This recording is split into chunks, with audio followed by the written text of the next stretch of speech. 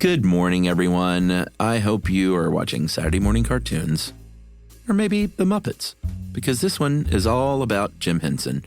I'm often asked what our favorite episodes are when we do the Q&A at live shows, and many times I go back to the ones on the Muppets and Jim Henson, because he was just one of the best. This is from January 6, 2015, How Jim Henson Worked. American Hero. That's not part of the title. That's just me. Welcome to Stuff You Should Know, a production of iHeartRadio.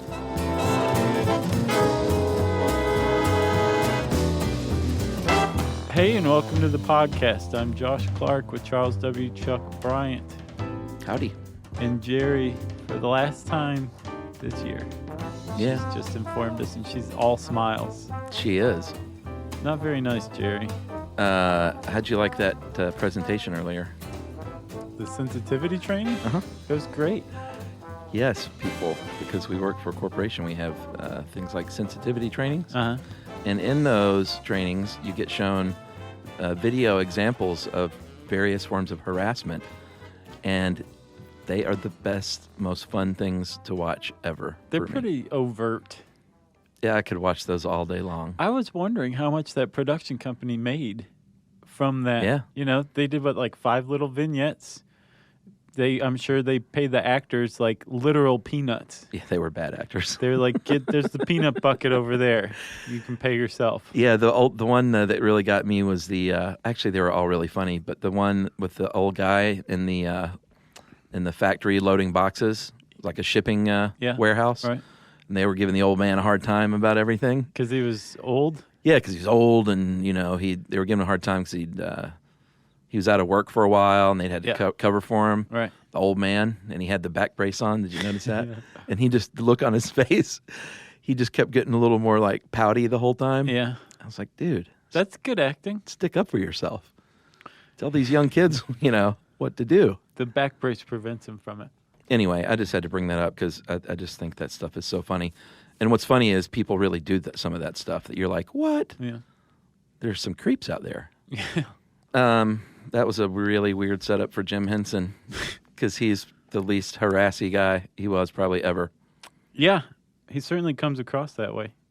He's a genuinely good dude. It's not one of these stories you hear about like maybe some of your favorite children's books writers or cartoonists or something maybe were kind of bad people.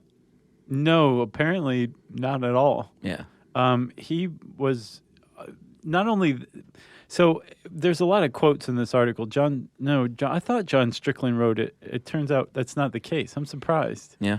Because he's friends with, or down with at least, one of Jim Henson's kids. Oh, really? Who I believe lives here in Atlanta. Oh, wow. But in this article, it's one of those things where everybody who compliments Jim Henson, who worked with him, they go to the trouble of complimenting him in a way that's not just like, oh, he was such a great guy. Yeah.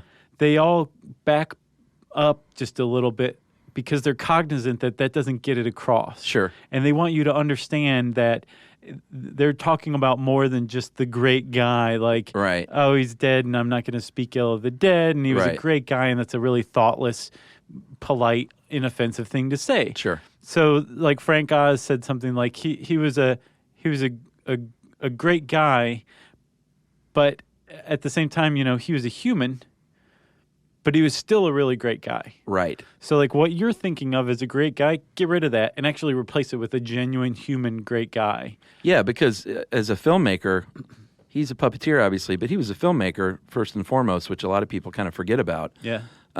Did you watch any of these? Oh, yeah. That's a tough job. Super stressful.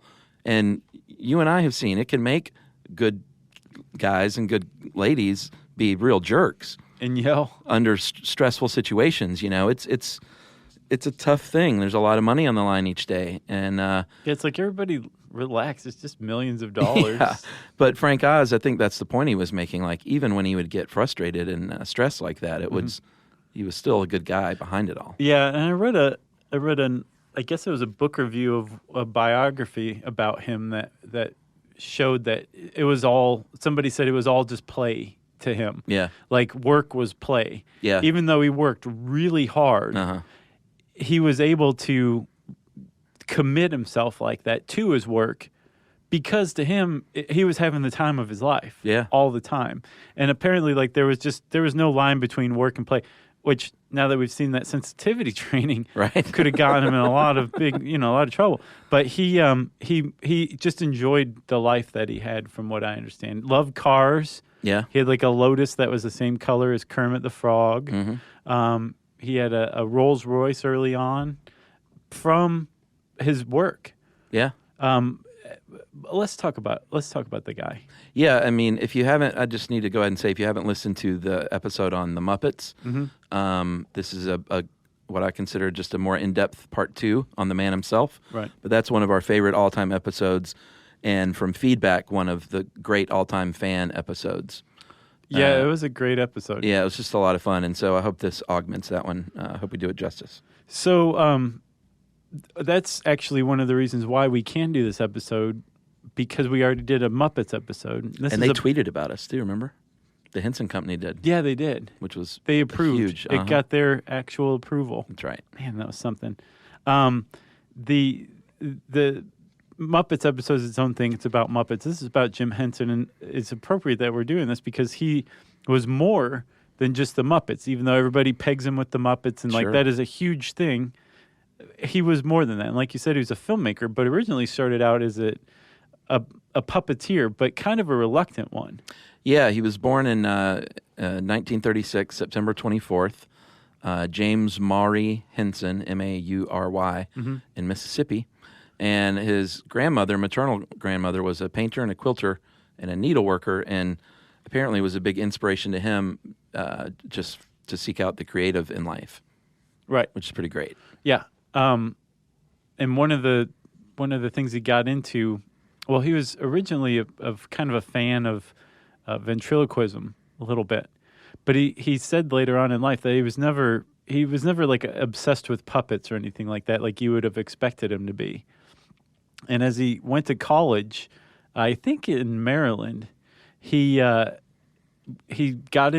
started out as a studio artist. That's what he was studying. Yeah, he loved television above all else. Right. From the time he was a little kid. He was just transfixed by the tube. He almost kind of made himself destined to be on television by being obsessed with it. Yeah. But he kind of stumbled into puppetry in college, and he started out as a studio art major and ended up graduating with a home ec degree because home ec was the only degree that offered puppet making courses. Yeah, he majored, or he took a puppetry course at first, and then a bunch of textiles and crafts courses, which is a great way to, start building and making your own puppets. Right. So, but he graduated with a home ec degree, but by the time he graduated, he was already extremely successful. The Rolls Royce that I mentioned, he bought in time to drive to his college graduation. Yeah. Because he'd already created successful shows in his town. Yeah, I think he was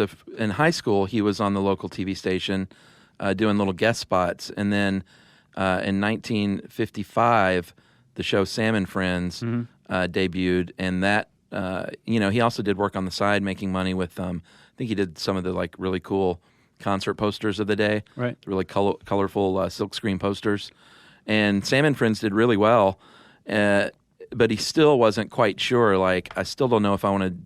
I'm a filmmaker. I did these short films, really sort of weird, abstract short films, live action. Experimental. Totally experimental. Did you see the timepiece? Oh, yeah. That one was pretty cool. It was great in its way. And did you see The Cube? I watched parts of The Cube. Did you see the end?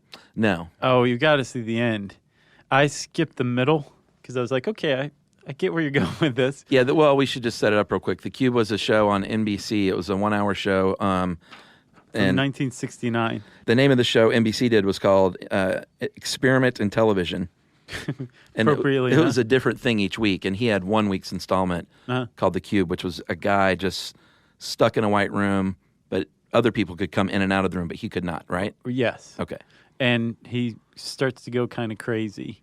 And it has the look and feel of a color TV ad lots of overacting and like Carol Burnett-esque characters and stuff like that. But Yeah. the sentiment behind it and like the everything behind it is really neat, and it really gives you a good, an eye-opening example of like what Jim Henson was capable of, but also like what he was into. Because when you think of him, you think of Muppets and Sesame Street in particular. Sure, and these are weird, abstract art films. Not unlike, you watch like a Jim Morrison art film from film school, Right. and it's kind of the same style, that was what was going on back then. Yeah. And he actually got nominated for an Academy Award for Timepiece. I think Did Jim not Henson Jim Henson had Jim Morrison beat by a mile as far as experimental films went. Yeah, I'll agree with you there.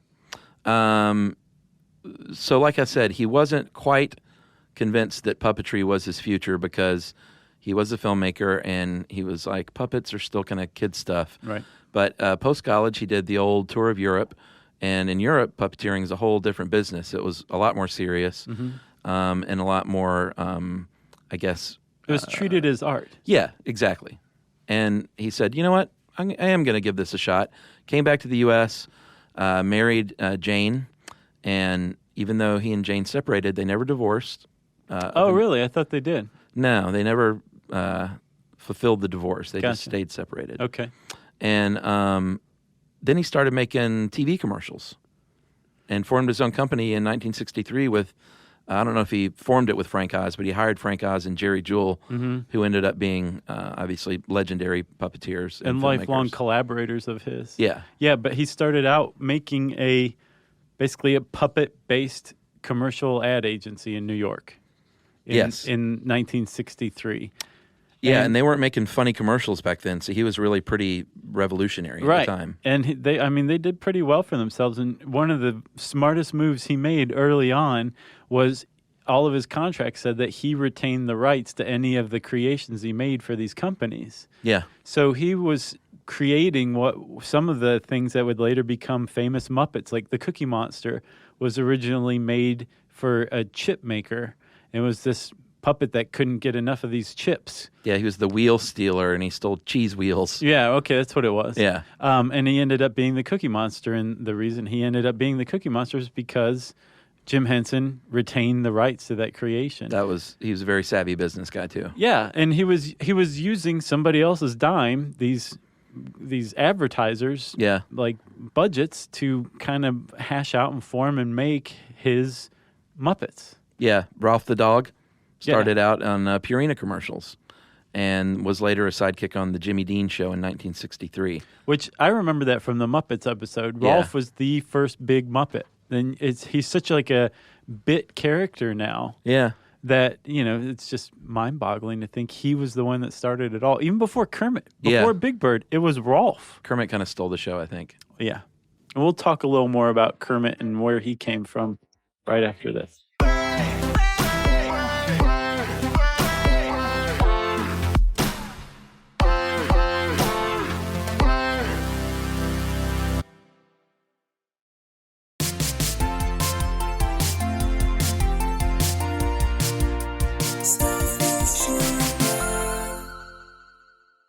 All right, so it's 1969, and a very, very big thing happens to Jim Henson.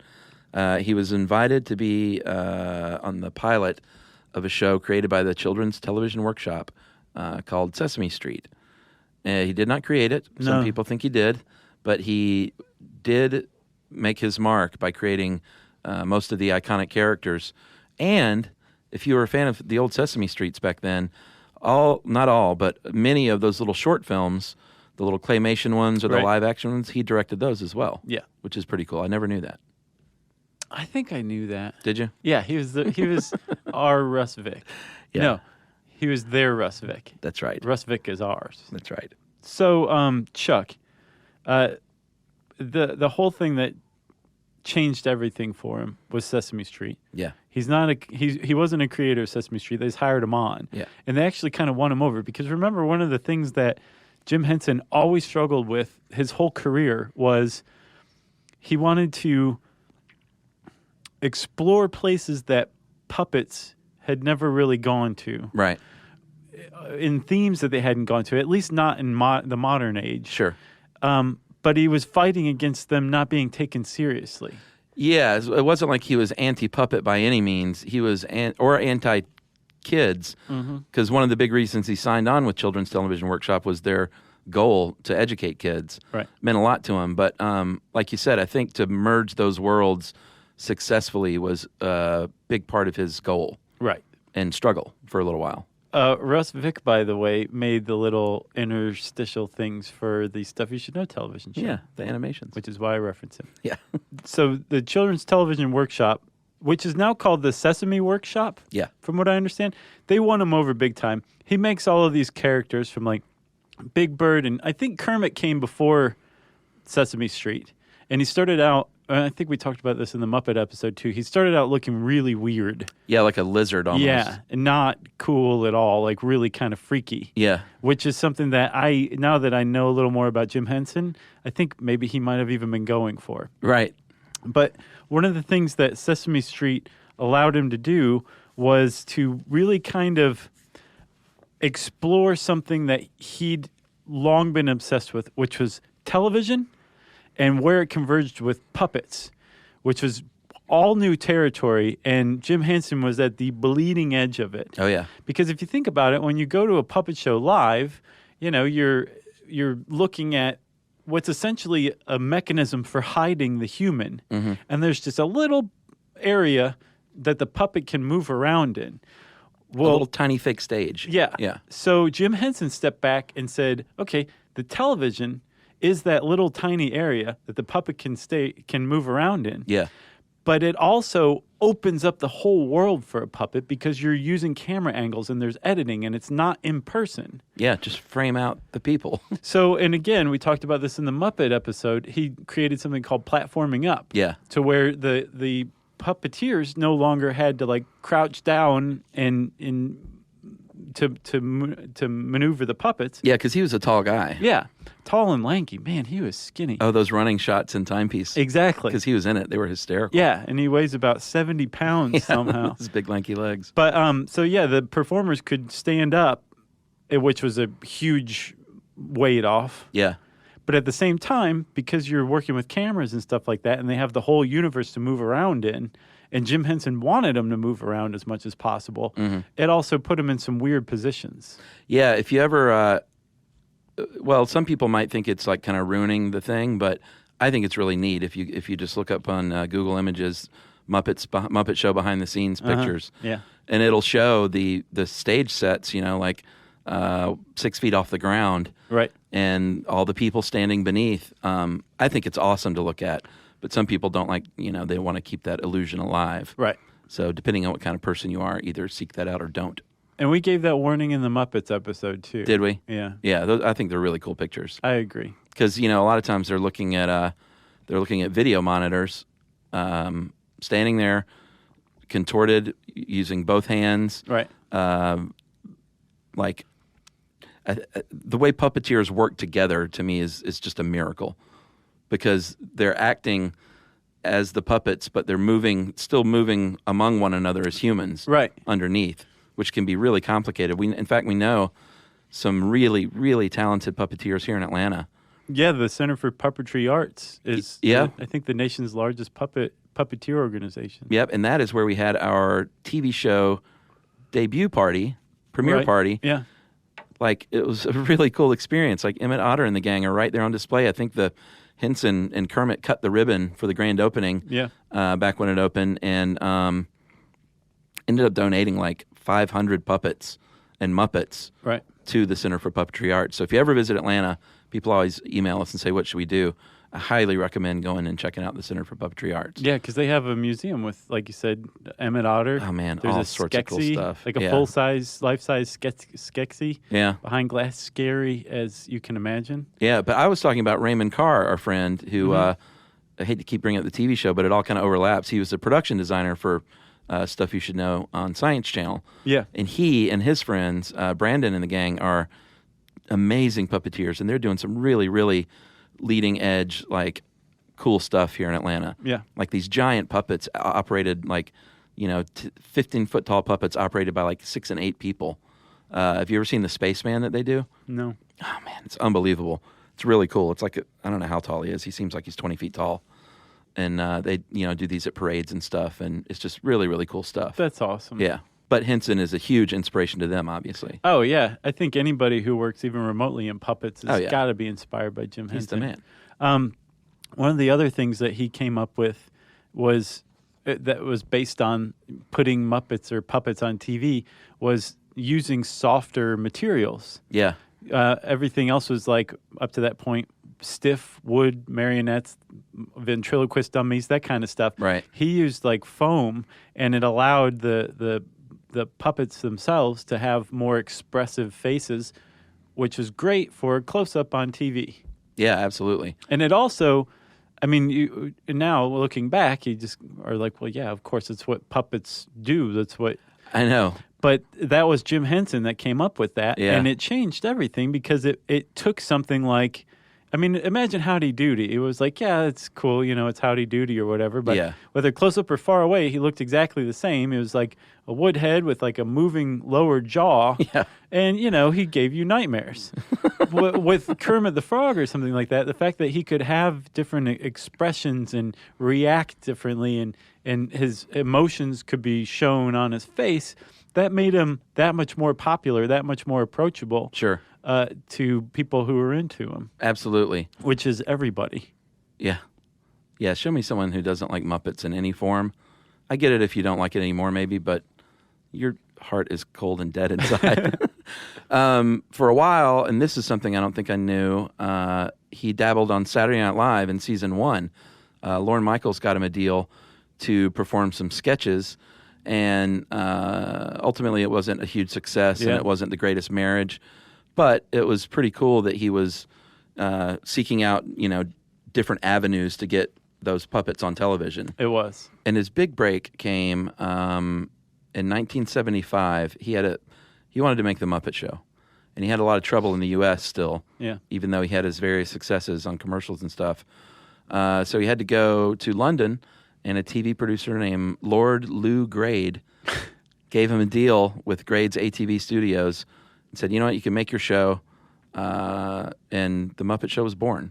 Oh, yeah? Bada bing, bada boom. That was it. That was it. And you can really see Jim Henson's love of variety shows and just kind of, just the stage in the Muppet Show. Because if you think about it, the whole thing's set backstage at a variety show. It's such a great idea when you look back at it. Like, we take it for granted a little bit because we were kids. Mm-hmm. But now as an adult, it's like, what a perfect way to frame this world.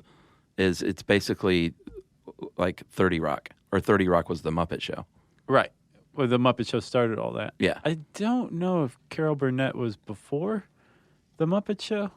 Yeah, it was before. Was it? Yeah. So she did a lot of backstage stuff, didn't she? I wonder who started that. I don't know. I mean, hers was more sketch. Yeah, but some of it was like backstage. Was it? I believe so. No, I don't remember that. Unless I'm hallucinating right now. They need to have a good old-fashioned variety show again. Yeah, they don't have those anymore. Those were big back in the day, like a host comes out and then there's sketches and singing. And remember our cabaret? No, it wasn't cabaret. What was it, the episode we did? Oh, Burlesque? Burlesque. Yeah. Yeah, how that started out in vaudeville, and Burlesque that's where stand-up comedy came from. That was an interesting episode. Yeah. I miss those variety shows, though, like the Kenny Rogers and Dolly Parton and Carol Burnett, all the Mandrell sisters. Although Kenny and Dolly could just sit on a couch and stare at the camera for an hour, and I'd watch that. Yeah. They are the best. Great entertainers. Yeah. Love those two. All right, so where are we in our timeline? Well, Chuck, the Muppet Show has just hit. Oh, that's right. Things are going pretty well. They have been going pretty well already for Henson. Apparently in 1970, Rubber Ducky hit number 16 on the Billboard charts. And for those who don't know, Ernie is voiced by Jim Henson. So Jim Henson sang a song, Rubber Ducky, that made it to number 16 on the Billboard charts. And that was 1970, a year after The Cube, before the Muppet Show even happened. Before Sesame Street even, right? No, Sesame Street was 69, I think. Okay, yeah. Same year as The Cube. Wow. That's crazy. That's the new touchstone for his life, The Cube. Yeah, PC and BC. So the Muppet Show was a huge hit. It won, a lot of awards. It garnered critical praise and won the hearts of children all over the world.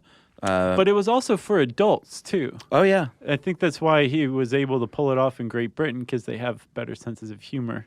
Yeah, and speaking of adults, he got into some more serious themes with his next great show, Fraggle Rock. Yeah. In 1983. I never saw a second of that show. Oh, man, really? Wasn't it on HBO? Yeah, it was one of the first HBO original series. And we either had Showtime or we didn't have HBO. Didn't have anything.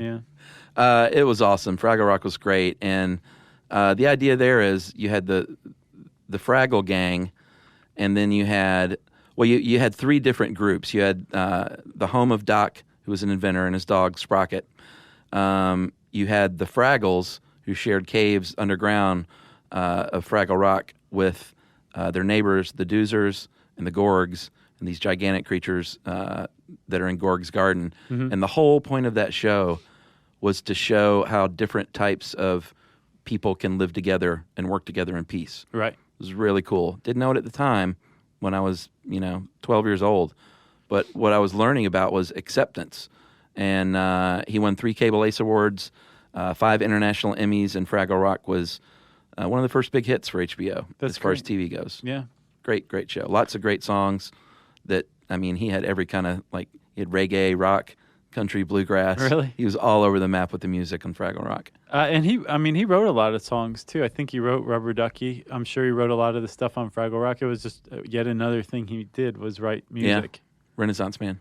The other show that he came out with in the 80s, in the mid-80s, that I was big time into was Muppet Babies. I never saw 1 second of that. Man, I love that show. Yeah, we're just enough apart in age where certain things I saw you were too young for, and then certain things I was too old for. You know what's weird though? I'm just gonna say this. So Yumi and I are the same age. Uh-huh. Her sister is 5 years younger than us. Uh-huh. And I used to love Muppet Babies. Yeah. Yumi's sister used to watch Muppet Babies. So Yumi was like, why were you watching Muppet Babies if my younger sister was watching Muppet Babies? And Yumi didn't watch Muppet Babies? No, she watched Donahue or something like that. I watched Muppet Babies. And I'm not ashamed anymore to say Well, it. when was that? 1984? I was 13. So yeah, I was starting to be a teenager. Muppet Babies didn't appeal. I think it was on for 4 or 5 seasons. So maybe I was watching it at the beginning of the series. And that makes Mika sense. was watching it. That's what I've been telling Yumi. In 84, you would have been, what? 8? Oh yeah, that's perfect age for Okay. Muppet Babies. So I think we just saw it on different ends of the series is what it was. Is that what it is? But have you ever heard of Ron Funches? Yeah, the comedian? Yeah. Yeah. He has a little bit about Muppet Babies that's pretty hilarious. Oh, really? Yeah. He's awesome. Love that guy. Yeah. We saw him live. He's just a beautiful human being. Muppet Babies was cartoon, though, right? Right. It was not live puppets, correct? At all? No, it was cartoon. Okay. It was so cute. Were they just the regular Muppets as babies? Yes. Oh, well, I'll have to watch that sometime. Yeah, and they used their imagination, and Gonzo had a thing for Indiana Jones, so he was frequently exploring caves and swinging on vines with a Indiana Jones fedora on and that kind of stuff. Well, see, I would probably enjoy that now. You would. Yeah? Definitely. All right, I'm going to go get Muppet Babies. Chuck, he did even more TV that we'll talk about in a second, okay? Okay.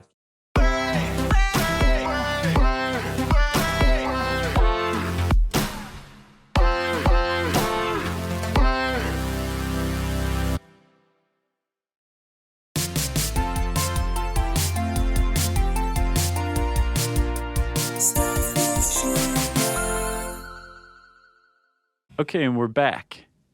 And we're still in the 80s. That's right. And you were talking about other TV. As we said, the man loved television and filmmaking. And so he got away from the Muppets and puppets every now and then. Collaborated with Raymond Scott, who was an electronica pioneer, actually, on shorts called Ripples and Wheels That Go. And he did that for the Montreal Expo in '67. Right. And I know we're jumping around in time, but we're just trying to paint the full picture here, not going necessarily in order. Mm-hmm. And then he also did this cool thing called The Floating Face, which was a sketch that was on The Tonight Show and The Mike Douglas Show in the '60s. Did you see any of that? A little bit. It was a little weird. It was like 2 eyes and a mouth, and there were these invisible wires and background images, and it was definitely a little more on that surreal tip. Right. The Henson surreal tip. Yeah. Not kid-oriented necessarily. But he got into the movies with the Muppet movie, which was a big hit. So good. It still holds up, man. It's still so great. If you want to know more about that movie and just some of the cool facts from it, go, again, listen to the Muppet episode. Yeah. As a matter of fact, pause this. Go listen to the Muppet episode and then come back to this one. Yeah. What year was It'll that? probably enhance your experience. Agreed. Or listen to them both at the same time. But he followed the Muppet in 1982. He made The Dark Crystal, Yeah. which was puppets, and it was based on some drawings by fantasy artist Brian Froud, and there were no humans. It was all puppets, and I don't think it holds up as well, but it still looks pretty good. Well, yeah, I think it actually is probably better received now than it was originally. Yeah. I think critics appreciated it, but it didn't do so well at the box office. But now it's become like It kind did of okay. a cult classic for sure. Yeah. And one of the reasons why it didn't do that well at the box office is because audiences didn't quite know what to make of it. They Sure. heard Frank Oz, who co-directed it, Right. Jim Henson, and puppets, and I think they went expecting the Muppet movie. This is 1982. And they got the Dark Crystal instead, which Yeah. is really dark. A lot of the theme is, good versus evil, and it's the evil in it is really, really evil. Yeah. And the stuff that happens to some of the puppets is, including really cute puppets, Yeah. is really horrifying. And I read this awesome quote by Frank Oz, and basically he says, Jim thought it was okay to scare kids. As a matter of fact, he thought it wasn't healthy for kids to never be scared.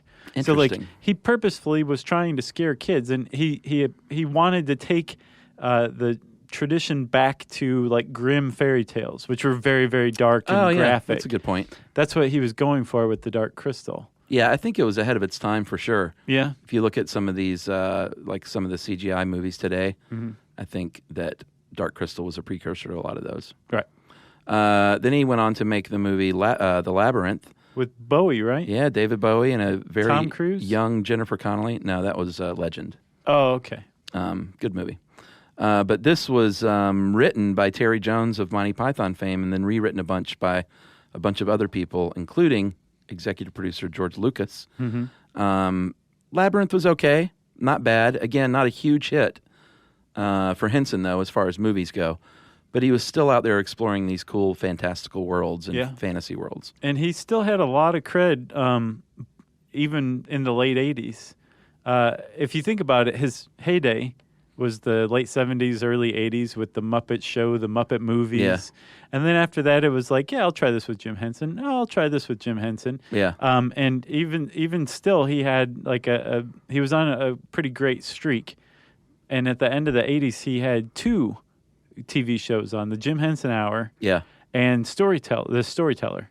Yeah, the Jim Henson Hour, he was always pushing the boundaries. The Storyteller, looking back now, Jim Henson Hour, looking back, was really different from what you were getting at the time because it was all over the map. You had certain shows that were 4 or 5 sketches in one, and then 3 of the episodes were full-on 1-hour little mini movies. Oh, really? From beginning That's to end. Louis. Yeah, that's a good point, actually. One of the little mini movies was called Dog City, which was great. It was narrated by Rolf, and I remember watching this. It was like a film noir gangster thing with puppet dogs. Yeah. And the main character, Ace U, was the guy who did Elmo. Kevin Clash did the character of Ace U.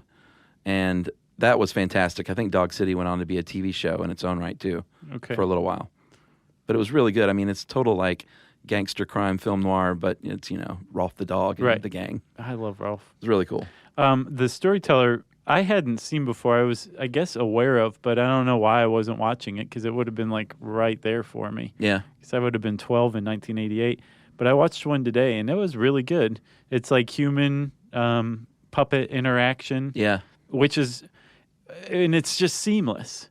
There's one of the things from studying this that I've realized is we take for granted and expect our puppet human interactions to be so seamless that we don't even realize that we're looking at puppets then.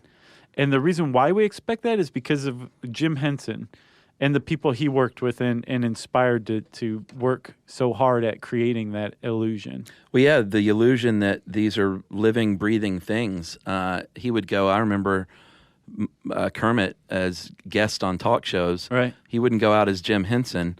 He would go out as, I mean, he did those appearances as well, but Kermit the Frog would be a guest on The Tonight Show with Johnny Carson. Or host. Or guest host The Tonight Show. And Larry King. Yeah, and it was all a part of this goal of making these real people. Right. Or real living things, not people. Yeah, apparently somebody who was working with Jim Henson was, I guess, a director of the Muppet Show, would be giving Jim notes on Kermit, and Jim would just respond, like let Kermit respond. That would freak me out. And the director said eventually you're just sitting there, you turn and you address Kermit. Like he'd just force you into like interacting with the puppet, even like during a notes session. Yeah, and probably without feeling silly or stupid or anything. Right. You know, it probably seemed like a totally normal thing to do. Eventually, once he forced you to do it. He also pioneered the Henson Performance Control System and won an Academy Award for that. And that was a remote control system that helped puppeteers out. So he was always pushing technical, visual, stylistic, thematic boundaries as far as he could. And they didn't always work. You know, the movies weren't, aside from the Muppet movie, they weren't the biggest hits. The TV show, a couple of, neither one of those lasted very long. Yeah. But I think he was just intent on doing something different. Yeah. And he did too. And he died in 1990 of a staph infection. Organ failure brought on by a staph infection. Did you know that? Yeah, I think pneumonia had something to do with it too, didn't it? Not that I saw. Oh, really? I saw organ failure caused by a group A strep infection. I'm sorry. Not staph. Very sad. And if you're ever in the mood for a good cry, watch the Jim Henson Memorial where Big Bird sings It's Not Easy Being Green. Yeah. Tough stuff, people. His children, his legacy lives on through in 1993, Jane, his wife, founded the Jim Henson Legacy to preserve his contributions, share them with the public. And like I said, he donated 500 puppets to the Center of Puppetry Arts. And there is also the Jim Henson Memorial and Muppet Museum and traveling exhibits. And his sons and daughters help run his foundation, and some of them are puppeteers themselves and run the company. Yeah. The company has changed hands a lot. I have sort of the boring history. When he was still alive, he was going to sell it to Disney for $150 million. Yeah, because apparently he believed in Disney's commitment to characters. So he thought like that would be a good place for the Muppets to live. Yeah, and Disney went, wow. He bought it. Yeah. But he did not get that deal finished. But it turns out $150 million was chump change because in 2000, his children sold the entire company, including the Sesame Street characters, to a German media company for $680 million. Wow. And then I believe that company fell on hard times, and they bought it back in 2003 for $84 million. What? Isn't that crazy? Wow, the Henson children are smart. And in between all that, there are various exchanges of percentages of stakes with other companies and rights of certain characters. It's a little dull to go over all of that, but needless to say, they made up pretty well. And eventually, Disney now does, they do own all the Muppet studio. They own the Muppets. Apparently, the Henson Company sold the rights to the Sesame Street characters to Sesame Street, which is pretty cool. Yes. And the Jim Henson Creature Shop still builds the Sesame Street puppets and Muppets. Yeah, it says they sold the rights to the Muppets and Bear and the Big Blue House characters, which I'm not familiar with that one. Nor am I. But Disney wanted, I guess that's sort of the player to be named later that's included in the baseball trade. Right.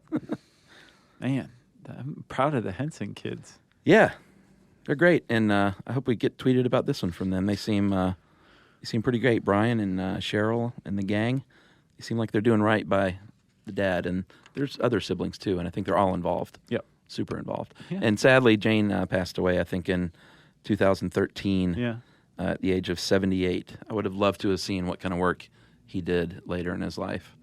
Oh, yeah. The fact that he died in 1990, still had like a Yeah. couple of TV shows going. I He's mean, 53 years old. yeah, he That's- had the a world lot was of robbed. work left in Yeah. him. If you want to know more about Jim Henson, go listen to our Muppets episode. And while you're looking that up, you can also search Jim Henson on the search bar at howstuffworks.com. And we'll bring up this great article. And since I said search bar, it's time for listener mail. I'm going to call this Smart Sophomore. Hey guys, my name is Matt, and I'm a sophomore in high Smart school. sophomore. Smart sophomore. I'm a newer fan of the show, and I listen while I do everything. Just wanted to say the Dark Ages were only dark in Europe. The life expectancy in the Dark Ages was actually a little longer than before, but mostly because there were smaller wars, but things were certainly brighter in the Islamic world.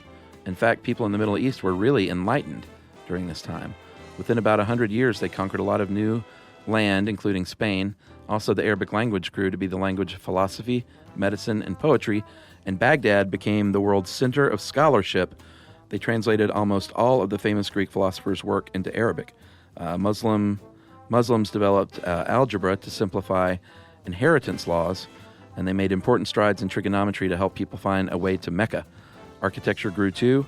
The Great Mosque in Spain only took roughly a year, while medieval cathedrals took hundreds of years to build. Wow. So the Dark Ages weren't that dark, and the Enlightenment came earlier than most think.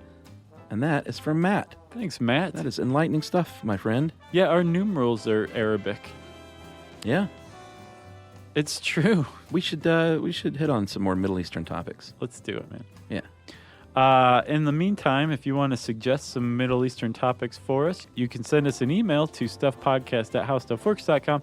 And as always, hang out at our beautiful home on the web, stuffyoushouldknow.com. Stuff You Should Know is a production of iHeartRadio. For more podcasts from iHeartRadio, visit the iHeartRadio app, Apple Podcasts, or wherever you listen to your favorite shows.